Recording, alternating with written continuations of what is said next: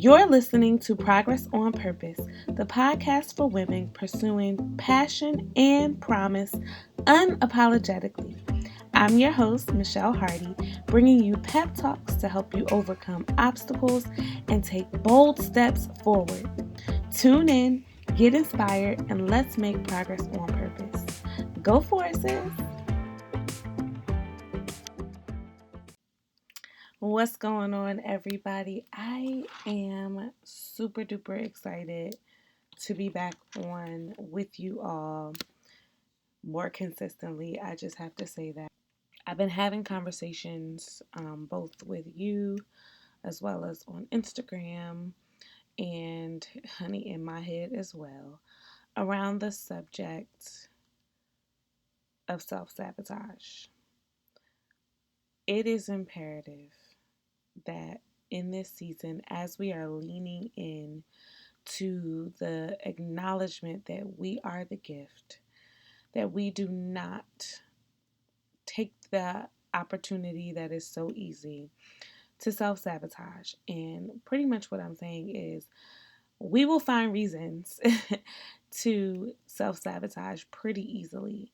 I know for me, it shows up as I start new things or consider, new ideas. I'll come up with this like grand plan and then not implement it or shrink down.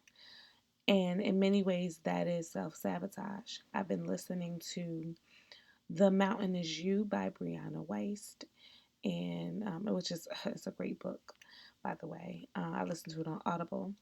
And one of the things that she mentions in the book around self sabotage is that it is a form of protection. It could also be a form of you not wanting to face deeper issues.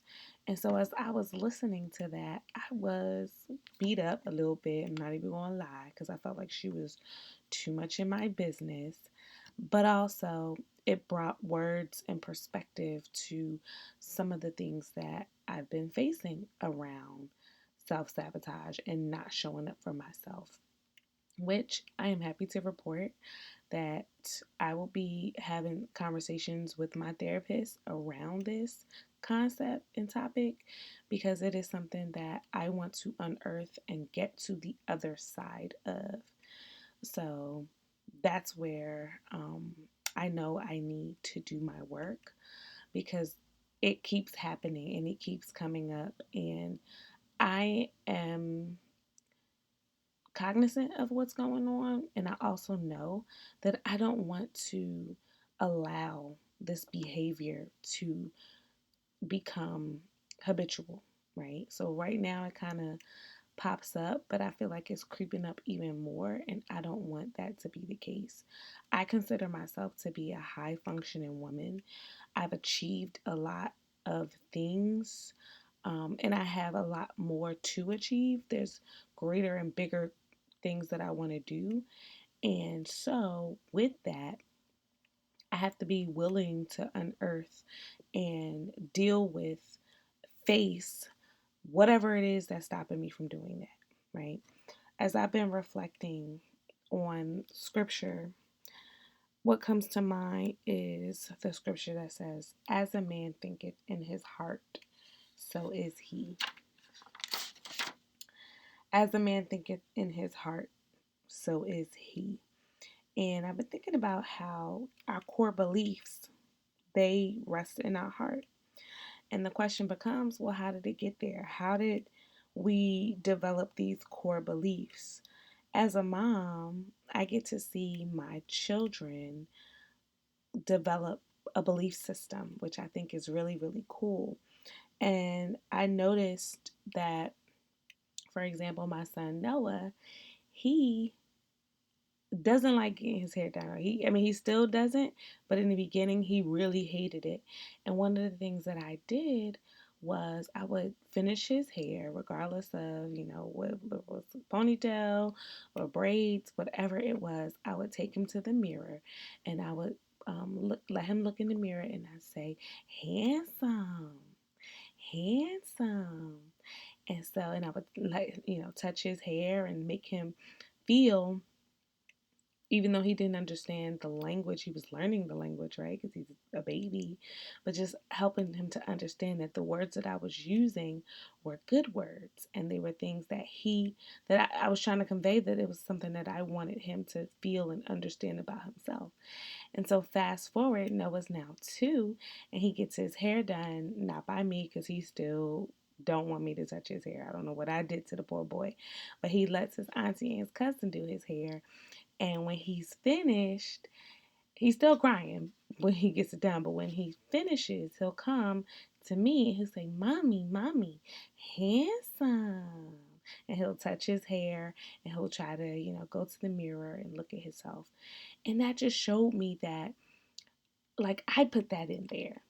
I was the person behind um, helping him to understand and associate getting his hair done with something good, being handsome. And so he kind of starts to, I'm noticing, like, he is associating being handsome with looking good and dressing good and having his hair done and all of those things. And so it just helps me to appreciate um, where certain things come from as it relates to how we think about ourselves. And I know for me, as I've just said, I've been in a space where, although I know that I am high functioning, like that is one of my core beliefs, I know it based on the receipts, right? I got receipts for the things that I have done. And I believe that there's more to do. I have to get to the bottom of why I'm choosing by my actions to self sabotage, right? And so it's clear to me that there's something that I need to work on. That is a core belief somewhere, even though it may be subconscious, is something that I need to address so that I can move past it. And so, as I was thinking about that, I was like, yeah, let me talk about this on the podcast, because it's not just for me, but it's also for anyone who's listening. And what I wrote down in my journal was, sis, stop playing with yourself. Like, stop playing about you. Okay? Because sometimes I be talking to myself the way that I need to hear it. So I said, stop playing with yourself. You are smart, creative, resourceful, spirit filled, and made in the image of God. You have all the tools to change your world and create the things that you desire. As a man thinketh in his heart, so is he. Right? And so a couple of things that I wrote down as related to that is, one, who do you think you are? All the things that you know about yourself and you know, can see in yourself, what does that tell you? Who do you think you are? And that's definitely a question that we need to ponder, right? Sometimes we unknowingly have bad thoughts about ourselves. And or sometimes we knowingly have negative or not so good thoughts about ourselves, and we don't realize the impact that that thought, even though it may be small, has on our behaviors and the way that we show up in life. And in my work, and I encourage you to do the same, write about, journal, think about who it is that you think that you are. Like, what do you write down when you think about yourself? What can you say to someone else if they ask, who are you? Right? And as you are thinking about it, writing, even speaking it, listen to what you are saying. Are you speaking negatively? Are you finding excuses? Are you finding or choosing words that are defend on the defense? Like, are you trying to defend something? All of that tells you a story and paints a picture about who you think you are. And so, and this is a good exercise because it helps you to see, like, okay, I know these qualities about myself that I love. And it also helps you to see, I don't necessarily want to identify with this particular quality, although I'm telling you or myself or my journal, that it is who I am. So recognizing the good, the bad, and the ugly about yourself helps you to see what's inside that you may not have um, uncovered had you not done the exercise. So I highly, highly encourage you to do it. Hey, hey, so sorry. I had to interrupt really quickly to tell you about an amazing resource that is betterhelp.com, which is an online therapy service that I can speak for. When I tell you talking to a licensed therapist has helped me get to the root of my issues, sis, you definitely want to jump on this. BetterHelp will match you with your own licensed professional therapist, and you can start communicating in under 24 hours. There's a broad range of experts on the network, so you do not have to worry about what you want to discuss. There is somebody who is waiting to talk to you.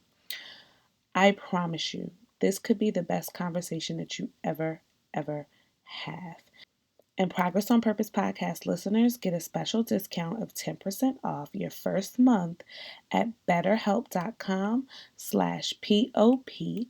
And I'm telling you, you don't want to miss out. Visit betterhelp.com/POP and start that conversation today. It may be the best and most important conversation that you have in your life. That's betterhelp.com/POP. BETTERHelp.com/POP. Okay, let's get back to the show. And then also number two, it's possible that that you're thinking too small, right? So I think this was discovered a while ago that we as humans, we do not use our brain power to its fullest capacity. And as I think the statistic was something like 10%, we use about 10% of our brain, right? And that just tells me that there is so much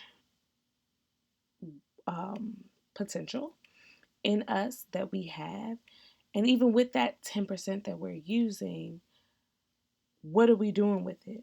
We have the power to think and grow rich, to create the life that we desire. Are we doing that, or are we choosing to use our brain to fill it with things that don't get us to the result that we want to?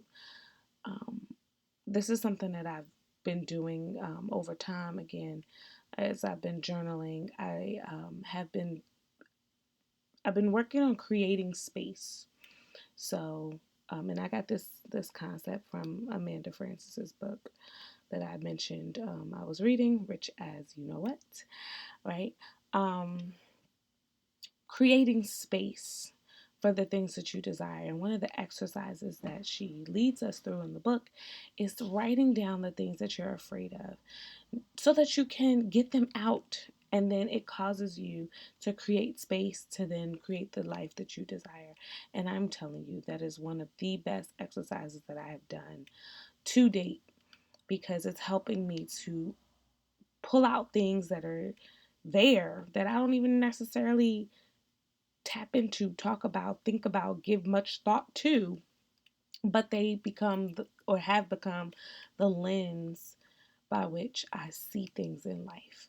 So I highly encourage you to do that exercise. And it's possible that you will see that you think about yourself too small, or maybe just in general, you're thinking too small, right? The third thing is, honey, check the receipts. Okay, what do the receipts show about you? So if you look at the things that you have produced, the things that your hands have touched and created, the things that you have created in your mind and brought to fruition, what do the receipts show? I've been battling with thoughts, just, child, be all over the place sometimes, but I've been battling as a mom with thoughts of inadequacy or fears around, oh my God, am I going to be the mom that I desire to be, like, or the mom that I think I can be or should be? And I had to correct some thoughts there because I'm like, wait a minute, let me check these receipts. My kids are fed, they live in a good home, we're in a good neighborhood, it's safe, they go to a great daycare, like they wear nice clothes. When I check the receipts of the mom that I am, and I spend time with them, they're smart, they do a lot, like it's a whole thing, right? The receipts show that I'm doing the things that I desire to do and showing up for them the way that I desire to show up. So why is it that I'm struggling in this area? And I had to do that work, like write out a list of um, receipts for um, who I am in that capacity to help myself to see that I'm showing up the way I want to. And sometimes we don't see it because we're just so used to doing that we don't take the step back to see what it is that we are doing. And so that was really helpful for me. Um, so yeah, check the receipts. What do the receipts show, honey? How is what you're producing coming across? And how does that compare to what you think about yourself, right? Good, bad, or indifferent. And then the fourth thing is, what do you hear?